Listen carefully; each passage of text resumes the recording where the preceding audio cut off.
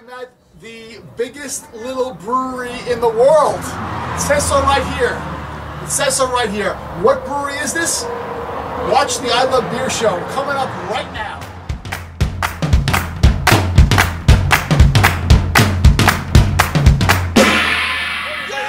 Costa, welcome to the I Love Beer show, and we are here today over at Indian Wells Brewing, and I got the brewer here with me, Mr. Rick Lovett. Rick, how you doing today? Good, Brent. Nice to see you again. Absolutely. Rick, who would drive 3 hours and 44 minutes to go to a brewery? Who would do that? Oh, only a beer geek. That's only right. I would do that. And that's what we did today. We drove all the way from Vegas to come here to this brewery, and I swear to God, I had no idea this was going to happen, but today, you just told me that this is the 25th anniversary of your brewery. That's right. Last Sunday we celebrated. We didn't know that. 25 years. So this is now the 25th anniversary show for Indian Wells Brewing, right? I like it. I like it. Now, everybody out there, you follow the show. You might recognize Rick because he's been to a lot of breweries, a lot of these festivals in Las Vegas. You're there all the time, yes. And you're always there. You always had the longest lines. It's great.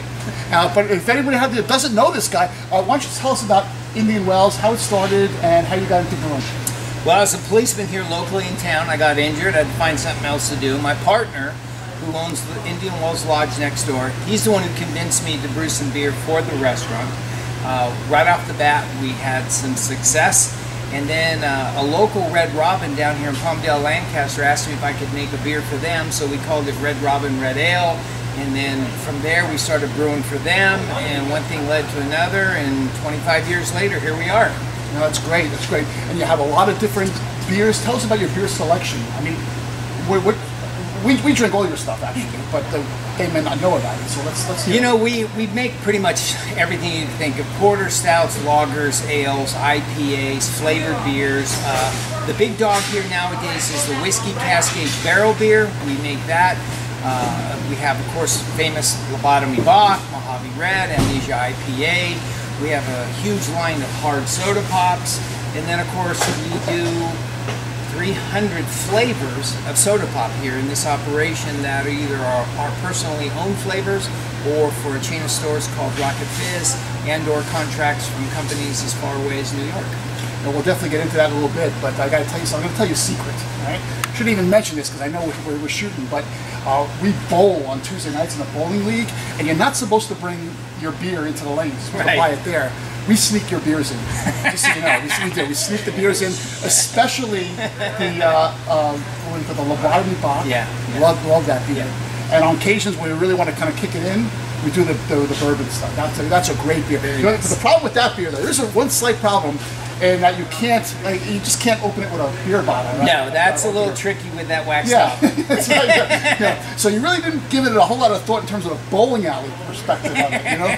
But that's great. No, okay, so now what I'm drinking right here is one of your specialties that you always bring to the beer festivals. Right. So what is this? What is it? This was invented at Las Vegas. In fact, we call it the hookup, and it is half lunatic lemonade and half orange hard soda. And it's just a delicious product. It's a great summer beer, you know.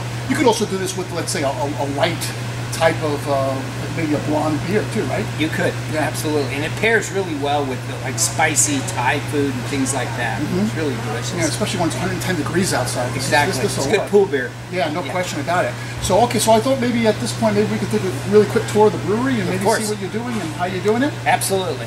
All right, folks. Let's start right with the beer we had sitting on the floor, right? Yes, and yeah. I mean, maybe 10 pallets. The clock ticks when you put the beer in a bottle. You know, you can stay in the fermenters for virtually forever. These are all prepared, and these are all sold. These are all. We try to keep all of these tanks full at any given time. That one with the door open is obviously empty, but we are scheduled to brew into it on Tuesday morning. Okay. So nothing around here sits empty for very long. Now this is a great operation. You have, and these are a lot of room, a lot of barrels and everything. Absolutely. These machines. So, what do you think about this whole nitro brewing beer? Are you doing anything nitro-wise? We're really not. We're not set up for that. I mean, I love the nitro beers. The reason that people like them so much is because of that tight, firm foam that they can give it. You know, a classic example is the CO2 bubbles about this big, or nitrogen bubbles about that big. It creates that really tight kind of Guinness, Murphy's stout foam that, you know, you can shave with. Yeah. We really like that. But, you know, You can replicate that through the brewing process and the carbonation process, because when we pour off our lobotomy bock, it'll pour off, and we can pour one for you. It'll pour off just like a nitro beer. Yeah. So we can replicate that to some degree. Is it a true nitrogen beer? It is not. Right. The other problem is we live in a very remote location. There isn't any direct access to nitrogen out here in this area. We have a giant CO2 tank out there. We talked to them about nitrogen. They wouldn't even supply it out here. There's just not enough market for it. What I like about what you guys are doing here is apparently you're using a specific water source Absolutely. for your beers, right? So let's tell us a little bit about that. Well, in 1848, Manly and Jay Hawker were coming to the Sacramento goldfields, and when they got into Brigham Young settlement, they decided to split off a spur of the party to take a shortcut, which was called Argus Range, which later infamously became known as Death Valley. And while in Death Valley, it became desperate. I mean, people died out there. They couldn't find water. They ended up burning their wagons. There's still a famous site out there called Burned Wagons where they burned it. They jerked the meat. And Manly and Rogers told the party, wait, we'll go find water, because they had learned while in Brigham Young settlement from the Paiute Indians that there was a spring in a 5-day journey due west. So they set off and found our spring, Indian Wells Spring, in 1848, and rounded up a rescue party and went back to save the party. We've owned that spring collectively through my partner's family now for 70 years. As a result of that, when Greg and I, my partner, decided to build the brewery here, we knew we were onto something, because we had local indigenous water that was perfect for brewing. Yeah. Most breweries have to treat their water. We had our water analyzed when I went to Master Brewer School, and they told us up there, you guys are going to brew some fabulous beer because that water is perfect. Yeah. You know, a lot of companies in Vegas have these water filtration systems, and they say, you know what, use our system, you'll make the best coffee you ever drank, right? And it's the same thing with beer. If you use that kind of water, you make the best kind of beer you can drink, right? Well, you know, a classic example is look at how many Budweiser plants there are in North America. There are 11 of them. 10 of them have to replicate one source of water, and that, of course, is St. Louis. So if they didn't make St. Louis water in the other 10 Budweiser plants, they would create 11 different flavors of Budweiser. Yeah. That's how important water is. Yeah, absolutely. So when the world gets back to normal, are you going to be doing the beer festivals again? Are we going to see you in Vegas or anywhere? I certainly hope so. You know, I mean, we canceled so many.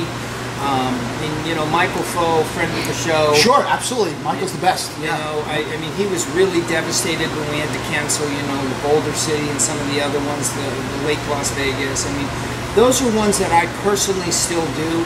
I'd be honest, you know, I'm getting older, and I don't do as many gigs as I used to, but I don't turn those gigs down wrong. Right. No, that's where we found the hookup, and you know, that's what sets you apart from a lot of other. I got to tell you something. We actually drove here from Vegas today. We actually took an SUV because there wouldn't be enough room for the beers and the sodas that we're going to take back to Vegas. That's, right. I'm telling you, that's a true story. Right. But yeah, we love your brewery. We love what you're doing here. They're always just great stuff. So yeah, continue to do what you're doing, and thanks for being a friend of the show. Thank you, Ron. Spending some time on the I Love Beer Show, and everybody out there, thanks for watching. We're at ilovebeershow.com. If you go there, check us out.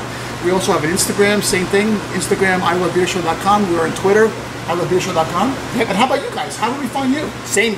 We are out there, Indian Wells Brewing Company. Probably our most active page is Facebook nowadays, but we are on Instagram. We have a company that that does all of our media work. We do, you know, Google and Instagram and all the rest of them. The Facebook's probably the big dog. Okay, excellent. And didn't you say something about lobotomy bock? Maybe we should try that? Yeah, absolutely. We'll try that offline after we close this out. Right? Yeah. Okay. All right, everyone. Thanks for watching. We'll see you next time on the I Love Beer Show. Have a great day. Thank you.